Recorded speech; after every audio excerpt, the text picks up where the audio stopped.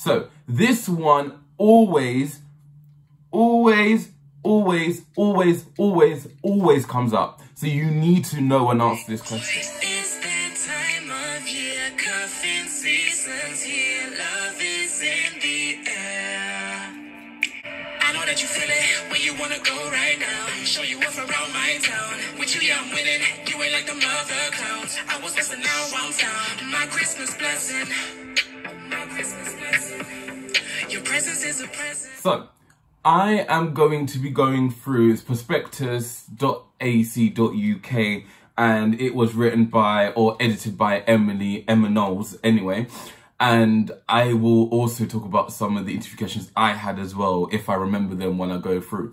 So when you go to your NQT job, what will normally happen, I don't know if it happens for everyone, but for me anyway, I went into the school and they sent me over an email that said, this is what we want you to teach.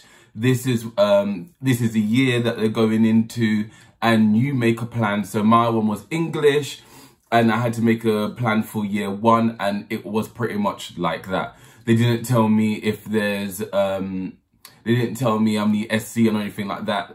That's something that I went forward and uncovered myself, which I'll talk to you in a second about.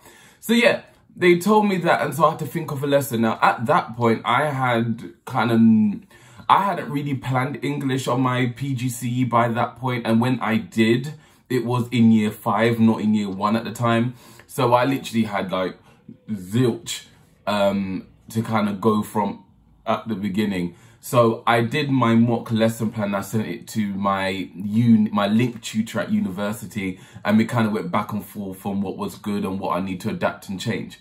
So when I was told what year I was going to go into teach and the subject, I then emailed back and asked how many SEN are there, how many EAL children are there, the children that don't speak English, can I have table names, is there high ability, low ability, that kind of thing. That is very important, and you should do that, because not all schools will tell you that. Just make sure you're aware of how many children are in that class, and EAL, SEN, high ability, low ability, middle ability, so you can differentiate throughout. So differentiate means, if you don't know, means adapting your lesson, the independent tasks, so the bit that they have to complete, making sure that every child can access it no matter what ability they are in the class. So I even asked for table names and colours, so that means when I was dismissing them to their tables, I could say, purple table, go to your tables, or green table, so on and so forth. And you also want to know, which I think they do tell you, that how many tiers are in the class, if there's no tier, if there is one. And then that means you can utilise your TA effectively. So that's what I did. I'm basically going into my, I should actually make a video about it, shouldn't I? About my teacher interview in general, all of it. I will actually. I'll make a video on that. But anyway, so that was my first bit, and then I went on to the question bit. So, no, I didn't. Lying to you. No, I didn't. I then had I had to do like a little test. So they gave me a piece of paper and they had questions on it, and I had to answer the questions on the paper basically. And then afterwards we had the interview, which I'm now going to discuss now. And I'm going to stop there because I'm going to talk more about my whole NQT interview for another video. You know, when it came to my interview questions, I kept pace. So I made sure I listened to the question, drank some water, I had my back nice and straight, kind of had my hands on the table like this. So not hands like, I did have it either like this on the table or like this, but my back straight. I avoided doing this or twiddling. So I just kept it straight up here and here. And I made sure I looked at, because I had two people, so I made sure I looked at the person who was asking me the questions. And I remember drinking water, and I made sure that I actually said, if I didn't understand the answer, I needed time. I said, can you repeat that question? I did that twice, because some of them I was like, how am I going to answer this? So one of the first questions that they might ask you is, and I know this for a fact, is why do you want to be a teacher? So it's no good saying, oh yeah, I did my PGC, it means I want to. You got to make sure that you tell them straight to them that you want to be a teacher, you got to ensure that teaching, it comes across as teaching wasn't your second option. Oh, I didn't get into law, so I just tumbled into teaching, kind of thing. So you got to make sure that you're concise, you get straight to the point, and you show your love and motivation for teaching. Even if it was your second choice. Don't let them get that. Because you come into teaching to love for teaching, even if it was your second choice. But don't let them know that. One of my responses when I asked that question, I think, was, well, when I was in primary school, they used to play games, and it used to be teacher-students. I always used to be the teacher. I always used to mark and do my little markings at home, and I observed teachers over the years and knew that I really wanted to be a teacher, and everything I did was gearing me towards that. So when I had employability day or week at school, I went into teaching. When I took a year out of uni, I went into teaching. So all those kind of things. It's not broad. It does say I always wanted to be a teacher, but there's specific reasons why I wanted to be a teacher. So that is one. So make sure you get that down pat. Next one could be, which she says here, how will you manage challenges at work? That's quite a good one, and they might even ask you if there's a difficult colleague, how would you deal with that? So that's to do teaching in general is challenging. So they want to know, they want you to know that there's going to be challenges ahead for you, but they want to know how you're going to deal with that. If you are going to be a person to just kind of, you know, allow it to happen, then it's not really the best result. You know what I mean? So you've got to kind of figure out, or think, best one is to think of a time that you were challenged in the school environment and say what it was, how you felt about it, and how you dealt with it, and what the outcome was of that situation. So that's a great one to do. What experience do you have in school? So talk about your PG, talk about the CPD that you've done, current professional development. Talk about the other things that you might have done. You might be in a club that you've run, or you might be a part of a club. You might be a part. I said I was in Taekwondo. I did Taekwondo, and I was a teaching coach as well in PE. So, and I did a course on that. Having experience working in school doesn't mean that you're actually in front of the classroom. That could be you in the class. That could be you in the school setting. That could be you doing your master level essay, or your whatever essay that you're doing, and you went into school to inquire. So all the different things. The next one is, what are the core skills and qualities that pupils look for in teachers? Now, I never had this one, but I know someone that did.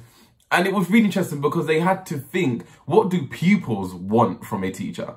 And that's a hard one, because you always know what you want from children. But so, yeah, those are kind of things. And one of the things that I would say is being, you know, having a sense of humor about things, making sure that you're caring about them, make sure that you're passionate about what you teach, making sure that you're caring, if I haven't said that, I said it already, for if they fall on the floor that you can comfort them. I know some schools have a like no touch policy or whatever that, you know, in that regards, but you can still be aware, you can still help the child. Yeah, just those kind of things. I know my children love when I'm a bit funny and I can joke with them. So is, what qualities do you have which would make you an effective teacher? So now this is more about you. What do you have that would make a good teacher? Make a good and effective teacher. So that could be patience. That could be make sure your planning is up to scratch. Making sure that you are a person that is that someone can talk to. Those kind of things. Here, the points that she made is enthusiasm, pace, resilience, subject knowledge, a range of teaching methods, and ability to hold attention of a class, empathy, encouraging children to think rather than being told. That's very good. Those are very good ones. So this one always comes up. So you need to know and answer this question. And this is safeguarding and equal opportunities. What is safeguarding? You need to know that. You need to know that from the back of your hand, because every single interview asks that. Because safeguarding is too important in schools to not ask that question. Safeguarding is one of the most important things that you will have and find a challenge in every school that you go in, because you've got to make sure you're safeguarding children. You have them for 6 hours, maybe 7 if you do a club. or longer or shorter, you've got to make sure in that time you're safeguarding the children. The children are basically your children. You've got to make sure that they're safe. So what is the school safeguarding policy? Look that up immediately. Look up the school safeguarding policy. So at my interview, I kind of sat there and I looked at their safeguarding because it had a leaflet. And then I was able to answer the questions to make sure you know. How would you evaluate the lesson you just taught? And what would you do differently next time? So that's a good one. And that's always hard because you always got to think of what you could have done better in your lesson. What went well, what you could have done better. And that's something that I can't necessarily tell you what to do, but just be aware of your lesson in general. Because I know on a PGCE, you always have to evaluate your lesson. So when I did mine, it was quite easy for me to evaluate. I was like, this went well, you know, me reading the book, having the book on the board and having the physical book that I was reading through, and I had my clicker. So that means when I turned the page, they could read on the board as well. I didn't read all the book because I wanted them to continue.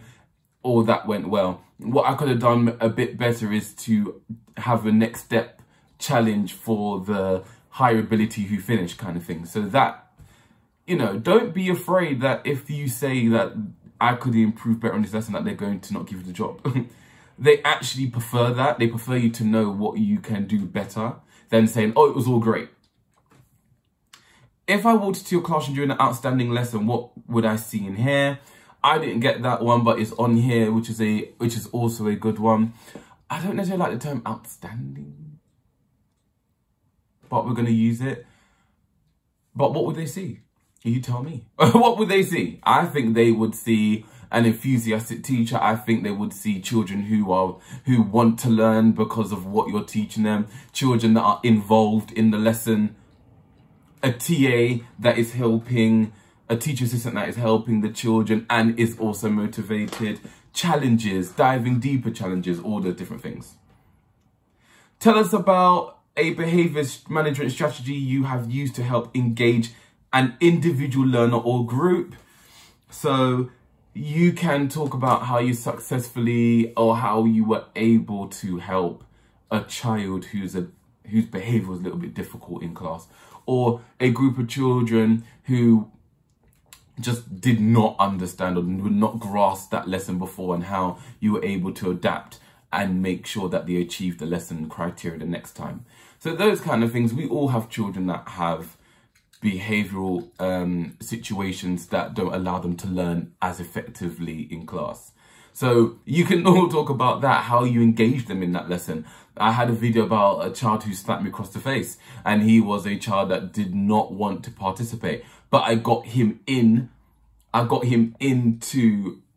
learning, and he really enjoyed the lesson and achieved it. So, you know, different things like that. Let's see, what else? No, there's not too much to go. Can you give an example of when a pupil refused to cooperate in class? I never had that question, but I got plenty. Got plenty of those. So, is not necessarily saying, oh, this was so bad and he was so brave when I went. Is that, what did you do? How did the actions, I'm going to read it here. What did you do? How did your actions affect the situation? What would you do differently next time? So those are the follow-up questions, but you can literally talk about how you were able to get the child motivated next time, how you were able to get the child to learn in the next lesson, what you did, how you dealt with it, you know, so on and so forth. Did you put a plan in place for them? All the different things. Why should we give you the job?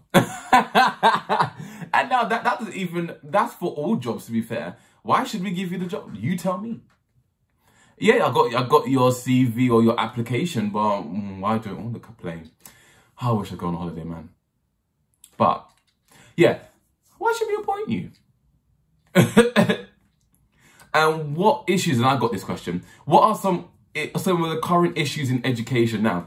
A funny story, when I got that question, I actually looked up the current situations in education on my interview day while I was sitting waiting. I said to myself, oh, let me just look up some current issues. And then I got asked a question I was able to answer. I was like, come on.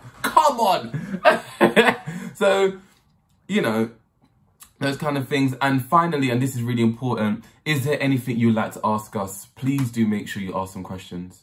Ask them about the marking policy. Ask them about how the school day runs. Ask them how important is teacher well-being. How many meetings do we have to attend? So on and so forth. I want to be this in the future. How do you feel that I can make steps to get there? All the different things. So be aware. But I hope that's helped. This is a long video. I don't think I've actually made a video this long in a long time, but there's some interview questions on there, and I have a couple of new videos coming because I had some inspiration as I was going through, and hopefully this setup works. Anyway, do have a nice day, and I shall see you in the next video. Bye.